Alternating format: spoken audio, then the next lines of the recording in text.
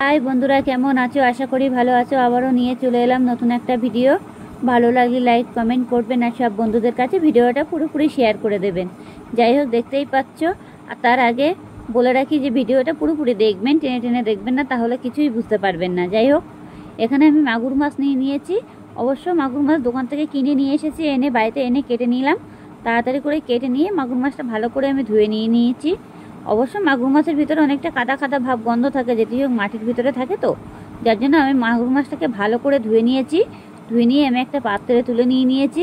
দেখতেই পাচ্ছি এখানে অনেকগুলো মাগুর মাছ আছে, আর বেশ বড় বড় করে পিসগুলো কেটেছি। আজকে মাগুর মাছটা দিয়ে ভালো করে ঝাল ঝাল মতন করে তৈরি করে রান্না করা হবে। এবার ভালো করে ধুয়ে নিয়ে আমি পাত্রের মধ্যে নিয়েছি। নিয়ে আমি লবণ আর হলুদ দিয়ে এটাকে আমি ভালো করে মেখে নেব।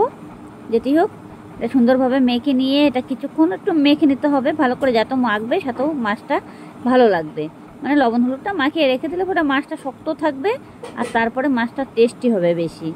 কিছুক্ষণ তো অন্তত রাখতে হবে।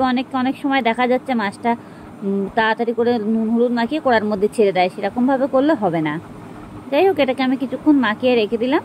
দিয়ে আমি যে সবজিগুলো যেটুকু দেবো, সবজি তো বলে কিছুই না, খালি মাছটাকে ভালো করে একটু ঝাল ঝাল মতন করে করতে হবে, আর খেতেও কিন্তু দারুণ হবে। আর যাই হোক, তার আগে এবার আমি মাছটাকে মশলা নুন হলুদ মাখিয়ে রেখে দিয়েছি। দিয়ে এবার আমি কড়াই বসিয়ে দিয়েছি। কড়াইটা আমার ভালো করে গরম করে নিতে হবে। এবার কড়াইতে আমি তেল দিয়ে দিয়েছি, দেখতেই পাচ্ছি বেশি করে তেল দিয়ে দিয়েছি। এবার তেল থেকে এবার মাছটাকে আমি দিয়ে দিয়েছি। দিয়ে ভালো করে ভেজে নিতে হবে। অবশ্য মাছটা ফোটে, যদি মনে করবে ফুটবে তাহলে একটু কড়া ঢেকে দিয়ে দেবে, তাহলে অসুবিধা হবে না। যেটি হোক, আমি ঢাকিনি, দেখছি মাছটা ফুটছে না। আর তখন তেলের ভিতরে হালকা একটু কাঁচা লবণ দিয়ে দিলে এমনিও মাছটা মানে ফুটবে না বেশি। মাগুর মাছ এমনিতে ফোটে, ট্যাংরা মাছ মাগুর মাছ তেলে ভাজার সময় অবশ্য ফোটে। এটা সাবধানভাবে এটা ভাজতে হবে আর কি। কিন্তু মাছগুলো খেতে কিন্তু দারুণ লাগে।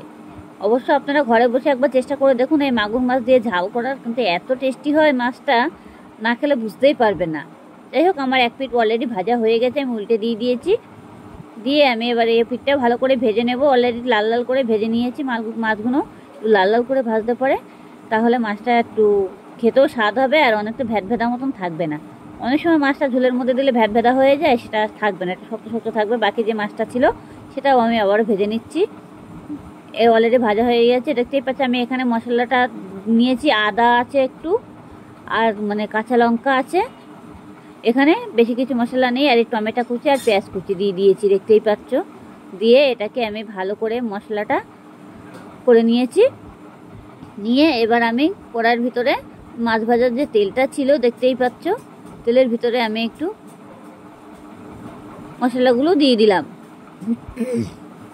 দিয়ে এটাকে ভালো করে নাড়াচাড়া দিয়ে নিতে হবে, ভালো করে ভেজে নিতে হবে। নিয়ে এবার আমার টমেটো আর পেঁয়াজ কুচি ছিল সেটাও আমি দিয়ে দিয়েছি। দিয়ে এটা জিরের গুঁড়ো, হলুদ গুঁড়ো যেটুকু দেওয়ার দিয়ে দেবো। তো ভালো করে নুন আর গুঁড়ো লঙ্কা অল্প করে দেব।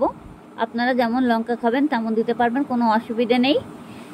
আমাদের অল্প লঙ্কা দেওয়া হয়েছে, কেন আমাদের বাড়িতে লঙ্কা বেশি কেউ খেতে পারে না। অনেক সময় লঙ্কা খেলে পরে না গলা বুক জ্বলে যায়, গুঁড়ো লঙ্কাটা বেশি ইউজ করতে পারি না, যার জন্য অনেক সময় কাঁচা লঙ্কা ইউজ করি।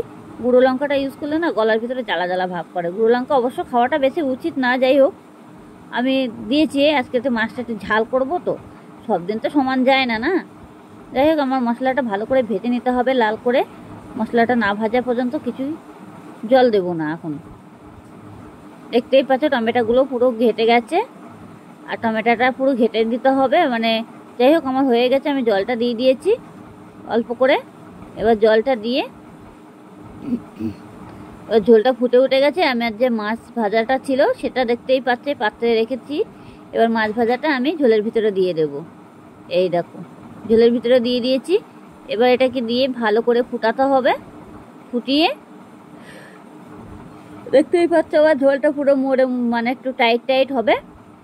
আর খেতেও কিন্তু খুবই স্বাদ হয় এইভাবে। মাগুর মাছের ঝালটা এইভাবে করলে পরে এত স্বাদ হয়, মাংস ফেলে রেখে তখন এই মাছ খেতে ইচ্ছা করবে, মনে হবে যে আমি মাংস খাচ্ছি, মাছ খাচ্ছি না।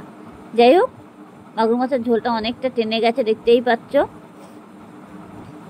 আর হয়েও গেছে। আমি একটু হালকা একটু গরম মশলা দিয়ে দেবো। গরম মশলাটা দিলে পুরো একদম পুরো মাংসের মতন টেস্টি হয়ে যাবে। মাছ আর কেউ মনে করবে না, মনে হবে যে আমি মাংসই খাচ্ছি। কালারটা কত সুন্দর চলে এসেছে, দেখতেই পাচ্ছ। অলরেডি ঝোলটা আমার পুরোপুরি হয়েও গেছে। আমি গ্যাসটাকে বন্ধ করে দিয়েছি। এবার আমি একটা পাত্রের মধ্যে ঢেলে নিয়েছি। দেখো পাত্রের ভিতরে ঢেলে নিয়েছি। তার সাথে কালারটা দেখতেই পাচ্ছ, একদম পুরো মনে হচ্ছে মাংস হয়ে গেছে। আমি হালকা একটু ধনে পাতাটা ওপর দিয়ে হালকা হালকা ছড়িয়ে দিয়েছি। আপনারা চাইলে দিতে পারো। ভালো লাগলে লাইক কমেন্ট করবেন আর সব বন্ধুদের কাছে ভিডিওটা পুরোপুরি শেয়ার করে দেবেন।